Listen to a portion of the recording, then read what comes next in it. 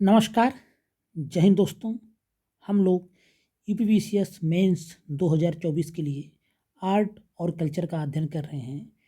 इससे पहले 3 video upload किया जा चुका है, जिसमें सिंधु घाटी सभ्यता, मौर्य काल और मौर्योत्तरकालीन स्थापत्य कला का वर्णन किया गया है।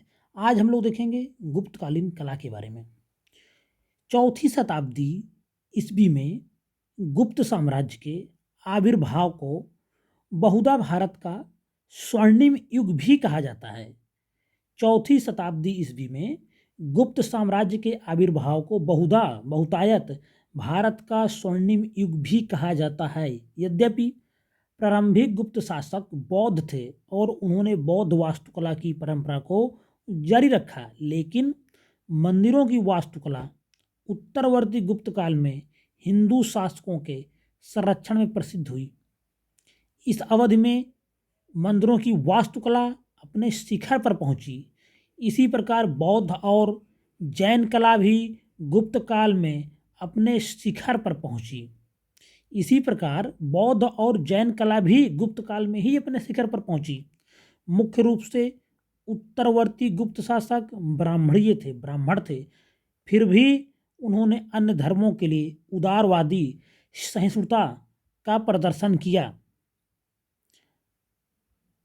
गुप्त वास्तुकला के बारे में बात करें तो सबसे पहले हम लोग गुफाओं के बारे में देखते हैं। गुप्त काल के दौरान गुफाओं का वास्तुशास्त्रीय विकास निरंतर होता रहा, तथापि गुफाओं की दीवारों पर भित्ति चित्रों का प्रयोग एक अतिरिक्त विशेषता बन गई। अगर देखा जाए तो मौर्योत्तर काल में भी गुफाएं बनती रहीं, लेकिन गुप्त काल की विशेषता क्या रही कि गुप्त काल में भित्ति चित्रों का प्रयोग एक अतिरिक्त विशेषता बनी गुफाओं की। बात करेंगे हम लोग अजंता की गुफाओं के बारे में। महाराष्ट्र में औरंगाबाद के निकट बघोरा नदी के किनारे सह्याद्री पर्वतमाला पर चट्टानों को काटकर निर्मित की गई गुफाओं की एक श्रृंखला है और इसमें 29 गुफाएं हैं, जिनमें 25 विहार या आवासीय गुफा जबकि 4 को चैत्य या प्रार्थना स्थलों के रूप में प्रयोग किया जाता था। महाराष्ट्र में कौन सा जिला है? औरंगाबाद, जिसका नाम बदल के संभाजीनगर कर दिया गया है। तो संभाजीनगर हम लोग कह सकते हैं। अब बुक उस समय लिखी गई तो औरंगाबाद था, जो भी आप समझ सकते हैं।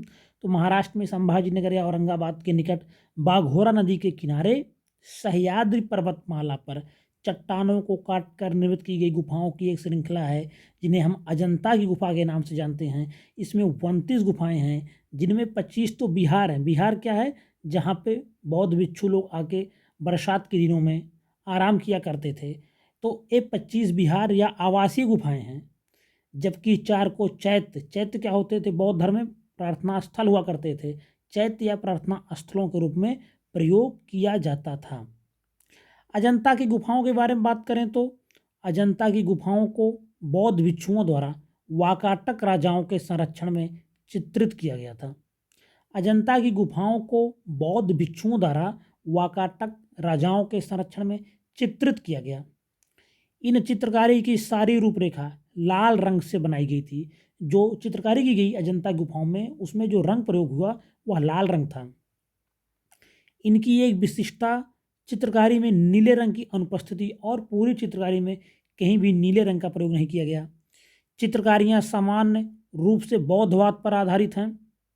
इनमें बुद्ध के जीवन और जातक कथाओं को चित्रित किया गया है।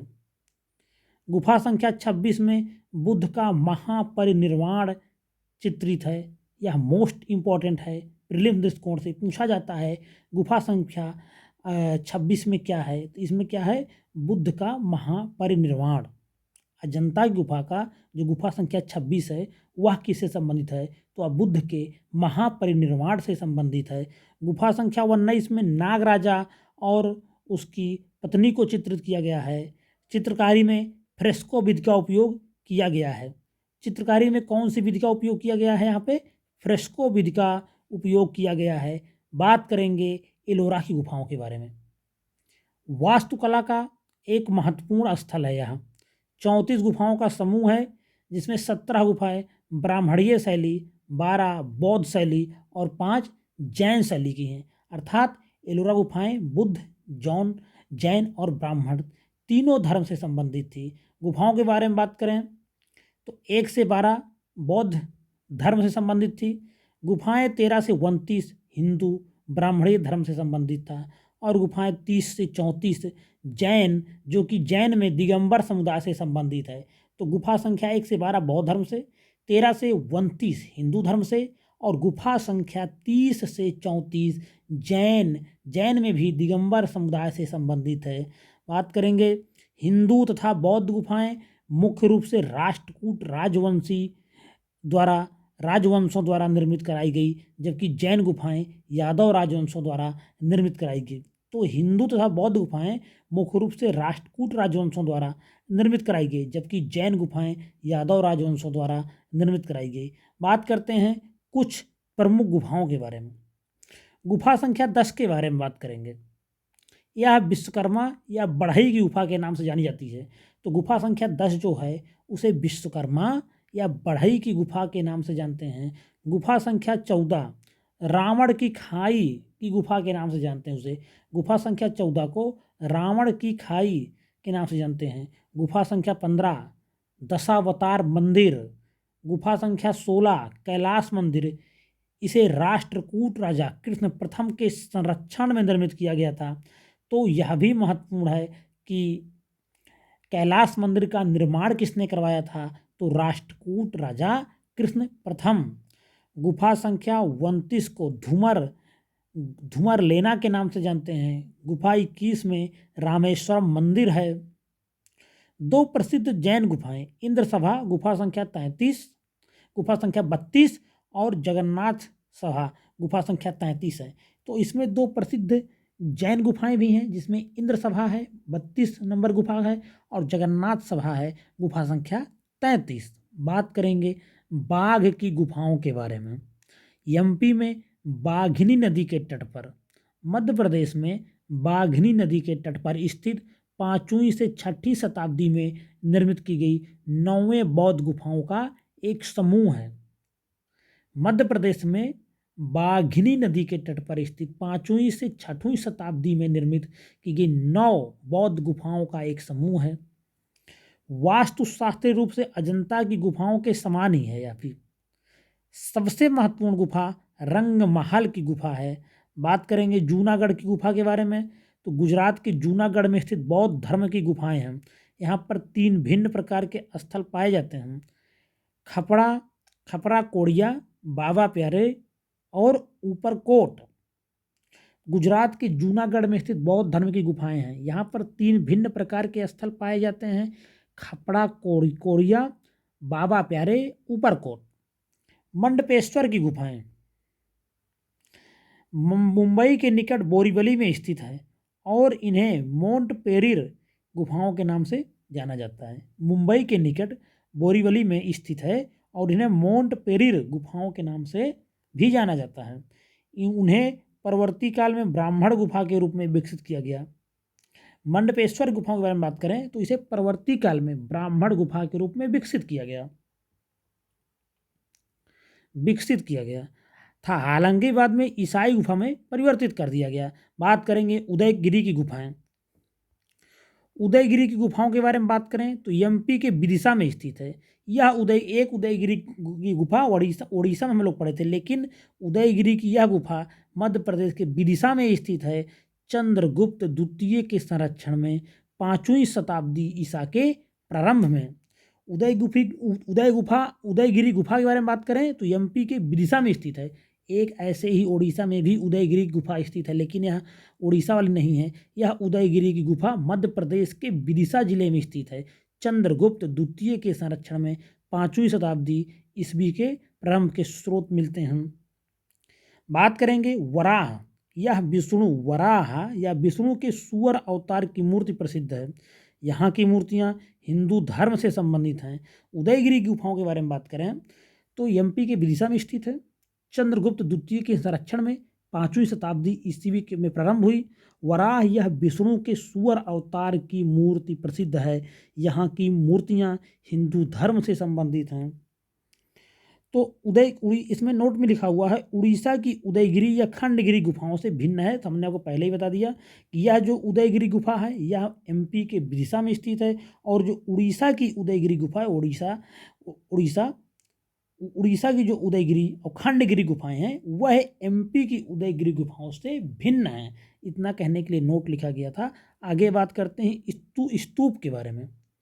गुप्त काल के दौरान स्तूपों का निर्माण होना कम हो गया, फिर भी बनारस के पास सारनाथ का धमेक स्तूप इस काल में विकसित स्तूपों का उत्कृष्ट उदाहरण है। गुप्त काल के दौरान स्तूपों का निर्माण होना तो कम हो गया, फिर भी बनारस के पास सारनाथ का धमेक स्तूप, कौन सा स्तूप? धमेक स्तूप।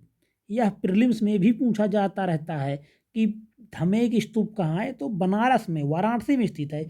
इस काल में विकसित स्तूपों का उत्कृष्ट उदाहरण है। यह एक ऐसे स्थान को चिन्हित करता है जहां बुद्ध ने अपना पहला उपदेश दिया था। मूर्तियों के बारे में बात करेंगे। गुप्त काल के दौरान सारनाथ के आसपास मूर्ति कला की एक नई शैली विकसित हुई। इसकी विशेषता क्रीम रंग के बलुआ पत्थर तथा धातु का प्रयोग थी। मूर्तियों के बारे में बात करें तो गुप्त काल के दौरान सारनाथ के आसपास मूर्ति कला की एक नई शैली विकसित हुई। इसकी विशेषता क्रीम रंग के बलुआ पत्थर तथा धातु का प्रयोग थी। इस शैली की मूर्तियां विशुद्ध रूप से वस्त्र पहने हुए होती थी और इनमें किसी भी प्रकार की नग्नता नहीं थी। बुद्ध के सिर के चारों ओर निर्मित आभा मंडल गहनतापूर्वक अलंकृत किया गया था। बुद्ध के सिर के चारों ओर निर्मित आभा मंडल गहनतापूर्वक अलंकृत किया गया था। और उदाहरण में बात करें तो इन मूर्तियों में सुल्तानगंज बुद्ध की मूर्ति, बिहार एक तांबे की मूर्ति बहुत प्रसिद्ध है। सुल्तानगंज में बुद्ध की मूर्ति, बिहार एक तांबे की मूर्ति, यह सब बहुत प्रसिद्ध हैं। अगला जो हेडिंग होगा वह होगा महत्वपूर्ण प्राचीन अभिलेख और लेख। तो प्राचीन भारत में कला एवं संस्कृति के अंतर्गत प्राचीन भारत के कुछ महत्वपूर्ण अभिलेखों से भी प्रश्न आ सकता है, जिसका अध्ययन हम लोग अगले वीडियो में करेंगे। और यहाँ पे आज आपने देख लिया गुप्तकालीन वास्तुकला के बारे में, जिसमें हम लोग मूर्तियाँ, स्तूप, मंडपेश्वर की गुफाएं, जूनागढ़ की गुफाएं, बाघ की गुफाएं, कुछ अन्य प्रमुख गुफाएं, एलोरा की गुफाएं, अजंता की गुफाएं, ये सब बहुत महत्वपूर्ण है। यहाँ से कहीं से भी प्रश्न गुप्त वास्तुकला में जब आएगा तो आप इसको दिखाएंगे। तो यहीं पे गुप्तकालीन कला समाप्त होती है। अगर वीडियो को पसंद आ रहा तो कुछ कमेंट करिए, कुछ भी कहना तो आप कमेंट कर सकते हैं, कोई राय देना चाहते हैं, कोई सलाह देना चाहते हैं तो आप कमेंट कर सकते हैं। वीडियो अगर पसंद आए तो वीडियो को लाइक करें, चैनल को सब्सक्राइब करें। धन्यवाद।